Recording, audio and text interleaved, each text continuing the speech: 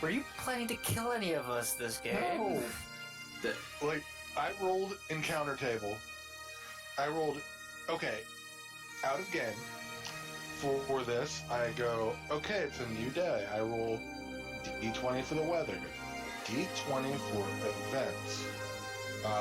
Over a certain threshold is maybe just a visual event, like, oh, hey, you see a dragon flying way off in the distance in the sky, like Ho-Oh from the first episode of Pokemon or whatever.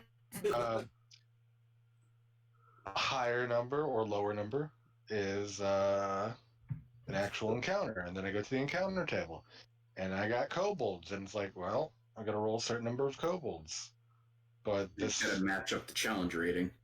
And then, yeah, because it's over the 6 people, I had to adjust for the challenge. And then we had a 1 rolled on watch, and that went to someone going to sleep. And then we had basically a 1 from the functionally a 1, not actually, but it was a fail. Yeah, like a 2 or 3 from the only other person who was on watch. I was like, well, shit. And then I went D6 to see who gets grabbed in the night based on like top to bottom how you guys were laid out on the map when you were over here. And it came up Baron's character, and it's like, well, shit. Okay. Does anyone no? It's the boat scene again. It's just everything bad happened in a row. Yeah, he wasn't trying to get us killed. In fact, I don't think I've never DM'd before, but I assume that's not the goal of the DM. No. You want to give the party a challenge enough where they feel heroic beating it. Yeah. But still keep it beatable. And this was definitely a beatable fight.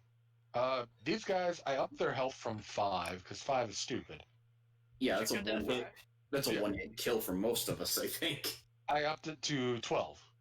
I'm like, that's double, basically a little over doubling. But 3 of the party members can still one-shot him. Or technically 2-shot him with John because you get an extra attack. But kill him in 1 round of attacks. Yeah, we were killing him fast enough. It was just, that damage. It was just dead healer at the start. He wasn't dead. I was actually trying to get to him and everything. I just couldn't. Downed, whatever. Yeah. But he started off surrounded. The rat idea was a good thing. 2 of them happened to see him, hit him. That a little bit of damage carries over. That's not much. The wolf thing was a good idea. And he went a little bit in the right direction. I was hoping he could go more to the party and make a louder noise. But everyone also rolled really poorly on their waking the hell up checks. Yeah. It might have gone even worse if the howl hadn't woken me up. Yeah. Because I kind of split the kobold party. Yeah. You were able to tank 3 of them pretty well. I mean, that sturdy 19 defense is hard to beat. Yeah. Luckily, to make it interesting, they have pack tactics, which even with their puny little +4 to attack, still gets them, 2 shots of getting a 15. So 2 25% chances per character, which makes it like they'll actually get hits on you. Yeah. Yeah, pack tactics is no joke. Pack tactics is really good. And if there are 2 kobolds in a party, do they get that? I believe so. I believe a player kobold could be next to anyone, they'd get pack tactics. As long as they're on the same side, yeah. It'd be on the create a character sheet, probably. Okay, that's pretty neat. I don't think I could specifically look that up through D&D Beyond, because I don't think that's one of the races you have available. Yeah, you couldn't pick from them, sadly. And I think that's probably more homebrews than not. The only other thing I did was adjusted one of the kobolds to be a kobold spell scale. Yeah. Still not a super hard enemy. He's got 27 hit points. Oh, wow. Realistically, we were doing it, but it's he just has really good range, and Expeditious Retreat had terrible rolls, and everyone just kept going after him. And it's like, you're going to be at disadvantage attacking him, but he's not going to be hitting you. And he's got a decent armor class. He's got 15 AC. He's got more armor than me. Yeah. Wow. It's not anything ridiculous, but he can actually wear leather armor. He's basically like a bard, functioning with like evocation spells. Yeah, if Dragonclaw didn't like go after him alone, he legit would have survived, like no question. Oh, definitely. I mean, realistically, with Ferrum and John still with having basically a full health bar combined between them, and the fight being at the end, you didn't have much to worry about from actually dying until you split and headed north. Yeah, like if I stayed with him, I could have like carried him out of that, and we could have saved him like easy. Well, if you carried him out, it still would have taken 4 or 5 turns to get back here. Yeah, but like that'd be like, you know, while like everyone else is running up. Yeah, I mean, I don't think you would have been able to sprint holding him plus all of his weight. Yeah. 'Cause But it that's would have at more least than- like helped, and there would have been more of a chance, I think. There would have at least been a chance. Yeah. I was just curious because I You wrote that in the health bar for. That's kind of great for Dragonclaw. And if I wasn't the Warforged, I would probably want to be some bestial race, like one of the monstrous races, like Goblin or something. Yeah. like a kobold or a goblin or the I would want to do a Kinku. I made a Kingu at one point. But man, only talking and sound effects, or like clips of other people's voices you heard, and actually role playing that well is so hard. Yeah, I had to roll performance to try to get my thoughts across. Sure is. There's also another level of it, and it's that Kinku technically aren't supposed to be able to plan. Like they're not supposed to be able to come up with plans on their own. So the idea of them coming up with the deciding what you're actually doing in the party is hard, because it's like, oh well, I can't formulate plans on my own, so I gotta just follow the party. But the DM can loosen that up a bit to make role-playing easier. Or... Yeah. Is it really planning though to know, hey, I'm a Kinku rogue, I'm good at stabbing things in the back. It's worked well for me so far. Like that, I feel like that would be a survival instinct thing. And you wouldn't have to really. Yeah, that's fair enough. And I guess if you just so Kinku hears a word and they keep it, it's in their mind forever. So I guess technically you could talk if you just get people's words in a row. Yeah. Or sound effects to mean things like crow cry is, hey, I see something, or yeah. Like I said, swords clanging is, oh no, we're fighting. I tried to make a soundboard work where I just took audio clips from like games or whatever. I took a bunch from Skyrim because they just kind of like the basic phrases from bandits and other characters just kind of worked as like a few different things. And then I had an Alex Jones clip for one. I'll eat your ass. Nah, hold on. Let me find it.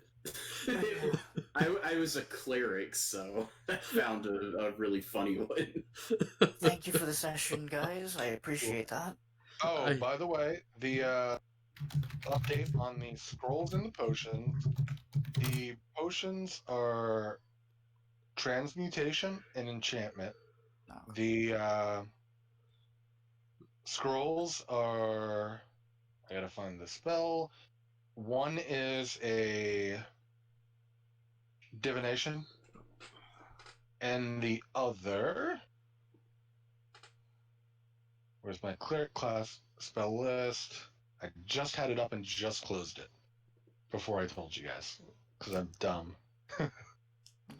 It is abjuration. So Also, you can list those as abjuration scroll, divination scroll, enchantment potion, and transmutation potion.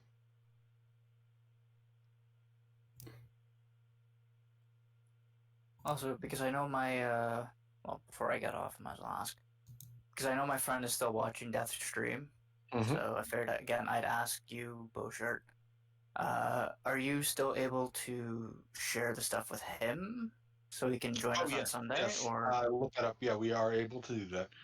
Whether or not I'd be able to get him specifically on Sunday, I'm not sure because it depends on where you guys go. Like, because just he have has his character, or he's making his character and everything. He already has an idea for, which is why I mentioned with the whole card thing. I know a shady character. That's my reference to tying him in somehow. Okay. So But would he be in town or would he be out here? He could happen to be a prisoner of the bandits. I was thought thinking about too. that, but I also had that for Cookie's replacement if he should die. Like, I mean, I guess they could have multiple prisoners. Yeah, I was gonna say it's not too crazy that they've got a couple. Yeah, but that they both happen to be party members. That'd be a little convenient. Yeah. But we'll get him onto D&D Beyond. I'll share with him. He could probably upload that. Do I have to? I gotta put the link. Oh, shoot, where can I put it? Oh, is he in the Discord? He's just in the chat right now. Yeah. Oh yeah. He's also in the his stream. Well, as far as putting links, it's probably easier in Discord. Let me go ahead and do that now before I forget. And so other people watching the stream don't just join the campaign. That's the last thing we need. Sorry, everybody else. Does Cookie what? I was just gonna say, did Dragonclaw happen to have Cookie's new character? Does Cookie's new character happen to wield a weapon that Dragonclaw was carrying? It's a good question. Did he even say what his new character was? I don't think he mentioned. It's in the campaign. I think but I think that's probably part of the surprise finding out. Yeah. We don't want to know too much. I was gonna say, realistically, if he's captured by bandits, he'll be unarmed, and so it might be a good idea to just happen to be carrying one of Dragonclaw's weapons with us. And I'm also not going to spoil my friend's character as well. Although I am looking forward to what he does get to show up. But yeah, like, I don't know, like, originally I thought maybe make him one of the other members, but it just made that whole freaking guild. Because I thought about that when you told me that. I'm like, yeah, sorry again, I mistyped out saying only a one-time thing. Yeah. Is your characters like shady in that they like go undercover as a bandit? He should probably mention that later, because I know his race and class. That's it. Okay. I don't know his specific. Before we get like final approval or whatever, so I'll have him just add it to the D&D Beyond thing and I'll look at it. But I don't mind trying 7 people. I like 6 is already kind of crazy to balance, but I don't mind giving it a shot at the very least. Okay. Because I was gonna say, if it's too much, then I don't mind sitting down and watching. Even though that would probably be not a good thing for you guys, but still. Just because I wouldn't mind my friend having a little bit of entertainment as well. Yeah. And alternatively, if you guys ever need a little bit off, you can always be like, nah, I'm going to set this mission out, guys, and take like 2-3 weeks sabbatical. Exactly. Yeah. That's part of the reason the Guildhouse concept is such, a tried and true D&D thingy. As you can go, I'm just going to chill here and maybe schmooze it up with the nobles. And hey, we won a lot of money gambling. All right, I'm still wondering about the whole letter thing I sent. We won a lot of money raiding that dragon's lair. I'm not going out on an adventure anytime soon. I'm just going to go to the... the strip club. Insert gentleman's club here. Brothel. Yeah. I'm gonna have some serious fun with this cloak. Yes, you are. But I'm gonna hop off. So thank you guys for the makeup. Yeah, sorry I got cut off last time. Also sorry I went way too long today. I expected to end before midnight. We're on like 6 hours right now. Man, damn kobolds. And yeah, kobolds happened. Yeah. Things happened. It was exciting and worth it. Shit happened. As far as I'm concerned. We know kobolds happen. Death and I have a stream to do tomorrow, though, so we should probably get off soon. Yeah, I'll see you around. Anybody got any other questions? Anything they want to know or anything? I just want to say it's funny that Jod has both this cool cloak and the deck of cards. I'm just holding on to the cards. I don't think I really use them right now. Cause She's taking all the magical items. I did not take the scrolls or the potions. She didn't take the bag either. I don't know who's gonna take the bag, but Yeah, I think we'll Charles have to has the bag. decide that. we'll divide loot next time. Yeah. Or even it doesn't have to be on stream. On actual session. You can do that in the Discord. Yeah, hold on. I'm gonna Personally, I believe Baron should have the bags, and Dragonclaw was his opinion. I'm just gonna copy paste what Cookie said was on him. Oh, I'm probably not going to do it tonight, but before the next session, is it alright if I muck around with my spells a bit? We do some sparring, try them out. You're a druid. You can change those every time you take a long rest. Okay. Actually, what about me in my case as well? I've been wondering about that. If I want to swap out like bonfire for something else, maybe how do I go about? It's a cantrip, isn't it? Yeah, mine's a cantrip, but I haven't used bonfire once. That's my point. Technically, with wizards, it's got to be in the spell book. For you to do that, in addition to the spell you'd normally learn leveling up, I'll let you like swap a spell with another when you level up. Oh, okay, so I would have to wait for my next level to be like, do I want to get rid of this and swap in something else? Okay. Or when you get to town, maybe find someone who knows the spell and learn it from them for a fee or something. Okay. And that way you can still keep bonfire and just learn something else. Oh, sounds good. But anyway, you guys have a good night. Yeah, I think that's a rule I'll allow in general for any person who doesn't have the prepare it when you wake up spell list. I'll let you I have. drop a spell, add a spell, whatever you level up, in addition to learning a spell. Just because gameplay styles change from time to time. Like, man, it's tough to learn suggestion if you're never in town. Like, I had that happen to me. That wasn't fun. Alright, well, I need to get going. Yeah. Alright. Later. Thank you Have a again good night, for the D&D session. Thank you for playing. BaronvonCreepy, before you go to bed, can you? I copy pasted all the loot we found. I know you said that you told us what the scrolls were and what the potions were, but I don't remember. Can you type that out? What those are? If you want to just edit it on your thing, you can. It'll be easier, probably. Who was asking about the cards anyway? The illusionary. I know. It seems like I was being greedy, but it's like just sitting. I was like, these cards can get used and abused hard, real quick. Honestly, I you was have the like most playing it up trustworthy with your character in readers. the Like, group, I probably. just found it coincidental. It's like, I'm sorry. There's too many words. There's too many people talking. sorry, I just found it coincidental that's like you actually rolled and found the magical thing in the woods, and then this. Honestly, it's something that someone with charisma would do well with. It's like you can be like, oh no, there's something attacking the town, blah blah blah. Look at this, and then get your way into something. Yes, that lovely high charisma of mine. Well, I mean, you're a charisma-based caster at the very least. I'm also a half elf. Yep. Okay, so real quick, what were the scrolls and potions? The scrolls were divination and Abjuration. Abjuration. Yeah. yeah, abjuration.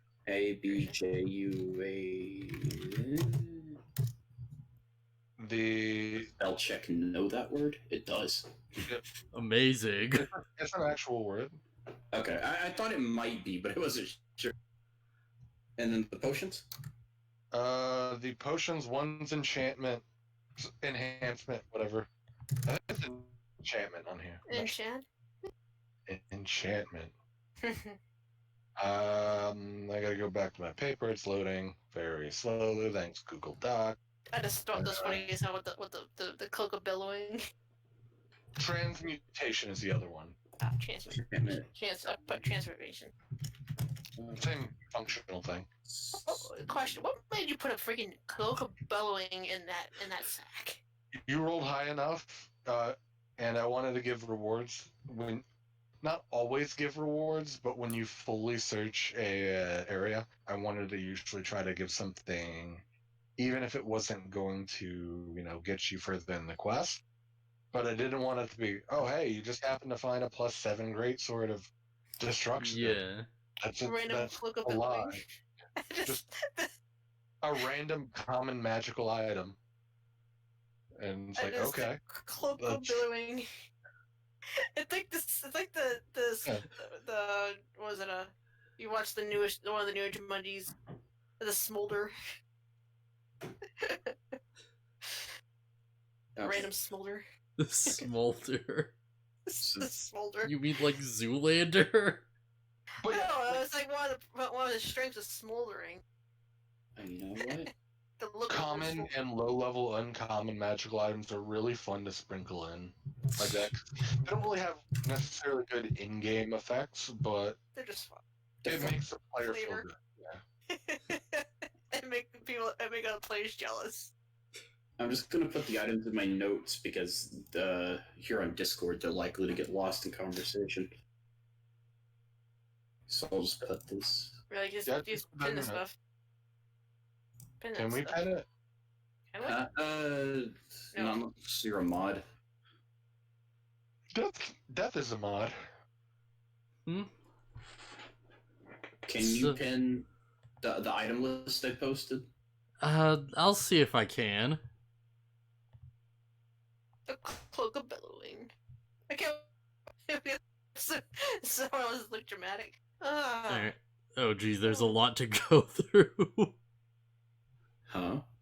Sorry, I wasn't keeping up with the chat, so I'm just looking at it. It's just like, oh yeah, there's a lot of this.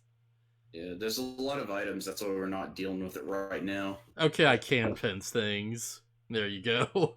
Okay, cool, yeah. So that'll be there for whenever we divvy that up. And like I said, you can always do that off session. It doesn't have to be like a 10-minute conversation on who gets the water skin during the actual session. Yes. Unless you guys want to actively fight over. Yeah, some of those items I feel like we're just gonna get rid of. Yeah. Flavor text are fun though. Flavor items are fun though. Like we probably don't need his clothes. Yeah, that's true, yeah. You never know when clothes might get soaked. True. I can't believe Cookie asked me the cloak of billowing. I was like, no, I just got it. Sure, I know probably And he's the one with the bag of holding, which is like the magical item. That's like the item to have. Yeah. He had 10 gold, and he held it out on me. Yeah. What? Yeah, 10 pieces of freaking platinum. Well, that was from that was in there from the captain, or maybe whoever owned the bag before him. Maybe that was his bribe to keep everything on the hush hush, or what was left of it. Yeah, my thought process is casters have a lot of components that weigh them down. Maybe a caster would be best at the bag of holding, but I'm not. I don't know. See, my trick, my thing is... You won't be able to find this until you get to someone or happen to learn identity, but do you guys want to know what the potions and scrolls are? Sure. One of the potions is a potion of Frost Giant Strength. Oh boy. That sounds fun. That's the man, isn't it? 23. Sorry, you're now. The other is a potion of gaseous form, which is, which is basically just spell gaseous form that you don't have to concentrate on. The scrolls might prove useful. One is a scroll of scrying, and the other is a scroll of dispel magic. Ooh. That's functionally different from remove curse, right? Yes. Okay. Though possibly not, depending on how the curse physically manifests. Fair. Dispel magic is more for physical things. Like, this door is locked with magic. Dispel. Okay. I mean, a curse can have a physical manifestation, depending on the curse, and that you could dispel. Would they get rid of the whole curse? I don't know. Who am I? DM? And scrying is like OP as hell when you have the right person to scry on. Alright, so I'm just gonna, like, call it a night, alright? Very good, man. Alright,